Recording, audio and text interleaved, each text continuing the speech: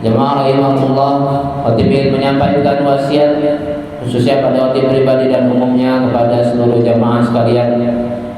Mari kita meningkatkan ketakwaan sebenar-benar takwa sampai pada akhir hayat kita kelak. Wala tamutunna illa wa antum muslimun.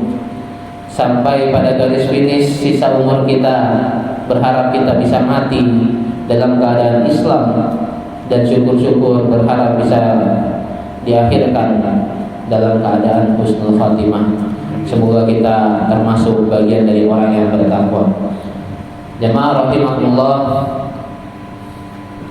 tak terasa sudah setengah bulan Ramadan kita jalani, bahkan sudah melewati hampir mendatangi sepertiga bulan Ramadan sebagai bulan yang mulia, bulan yang dimana ladang pahala yang sangat banyak. Bagaimana perasaan kita seandainya kita meninggalkan bulan Ramadan? Seandainya ada rasa cemas, berarti masih ada bibit-bibit rasa cinta kita untuk tetap memperpanjang Ramadan kita. Seandainya ada rasa sedih, berarti kita mengharapkan agar Ramadan masih bisa diperpanjang. Namun, jika rasa bahagia dan senang untuk meninggalkan Ramadan karena tidak kuat, apa jangan-jangan justru kita selama ini tidak menanti kedatangannya? Serasa baru kemarin kita merasakan Ramadan, serasa bibir masih basah mengucapkan marhaban ya Ramadan, tapi seolah-olah sepertinya sepertiga Ramadan terakhir sebagai penentu dari sebuah amal sudah menghampiri kita. Apa yang sudah kita perbuat 20 hari sebelumnya? Padahal setiap amal tergantung akhirnya, itu prinsip amal. Sebagaimana hidup kita tergantung akhirnya, mengharap husnul khotimah, maka mengharap akhir Ramadan yang juga terbaik. Itulah mengapa Rasul SAW memaksimalkan akhir-akhir Ramadan dengan memperbanyak ibadah yang terbaiknya. Sebagaimana Bunda Aisyah radhiyallahu anha pernah mengatakan bahwa Rasulullah SAW memaksimalkan ibadahnya di 10 hari terakhir Ramadan melebihi daripada 20 hari sebelumnya. Beliau mengencangkan ikat pinggangnya, membangunkan keluarganya, dan lebih sering keluar rumahnya. Maksudnya adalah lebih sering di masjidnya. Aktivitas-aktivitasnya pun dilakukan. Itulah langkah kita untuk menyambut akhir Ramadan. Bukan karena kita bergembira ingin meninggalkan, justru malah ramai-ramai untuk menyiapkan hal yang lainnya. Ramai-ramai di pasar, semakin habis masa Ramadan semakin sepi masjid-masjid. Semakin habis masa Ramadan semakin ramai orang berbelanja. Mal-mal pun semakin penuh. Itulah realitas yang ada sekarang. Dan ketika Ramadan terlewat, maka kondisi semula kembali seperti setelan pabrik. Lantas apa hasil dari Ramadan? Padahal Ramadan adalah buah untuk 11 bulan berikutnya.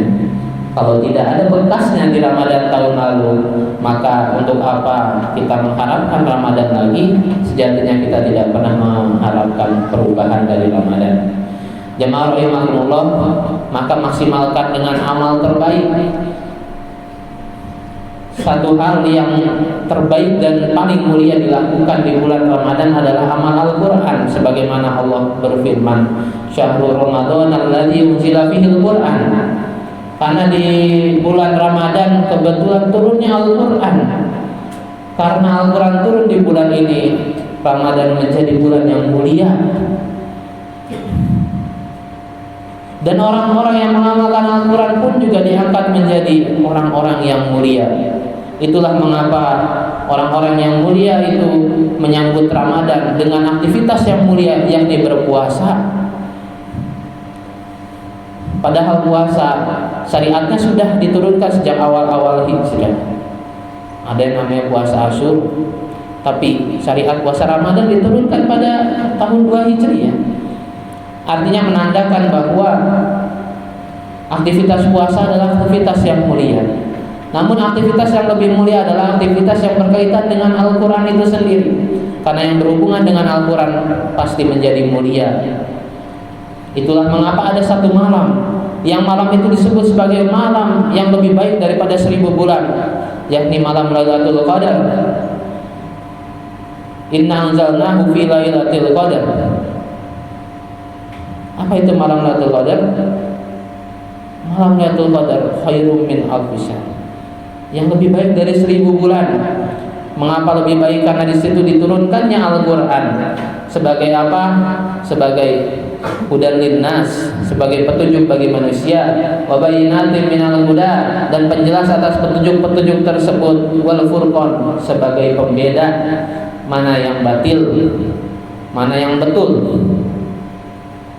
mana yang soleh, mana yang salah, mana yang maslahat, mana yang mafsadat.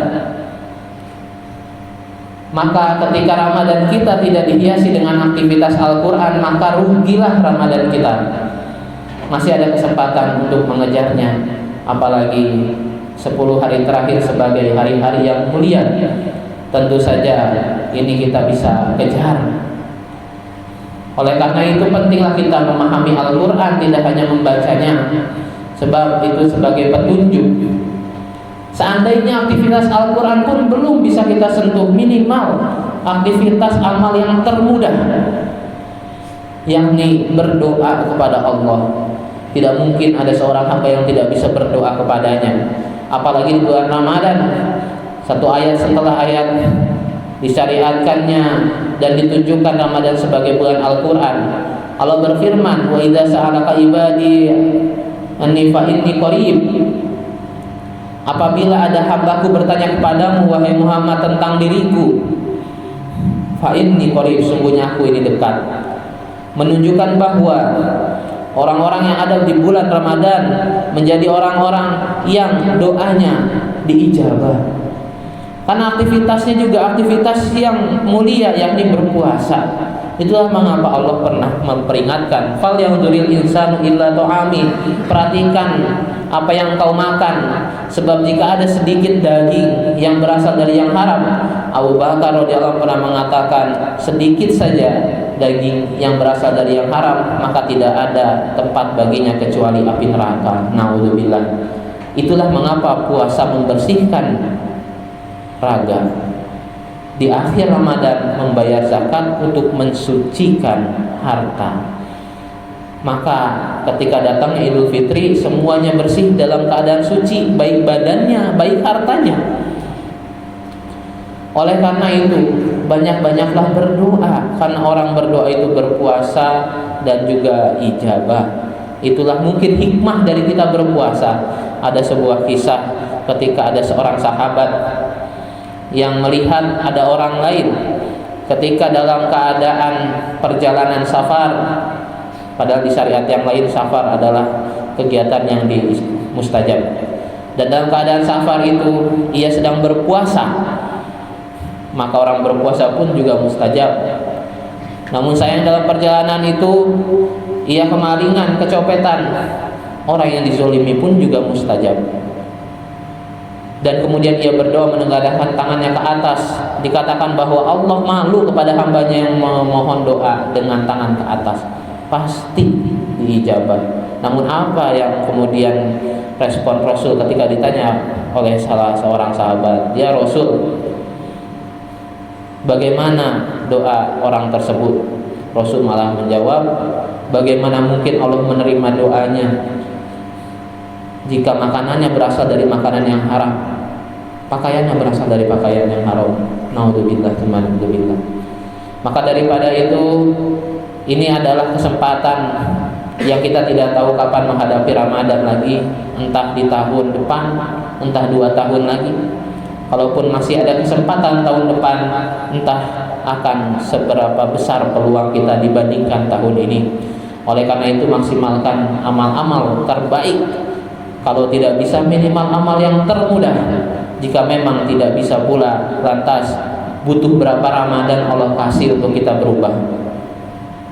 Kalau masih ada sisa waktu tidak bisa mengejar, butuh berapa lama untuk kita bisa berubah.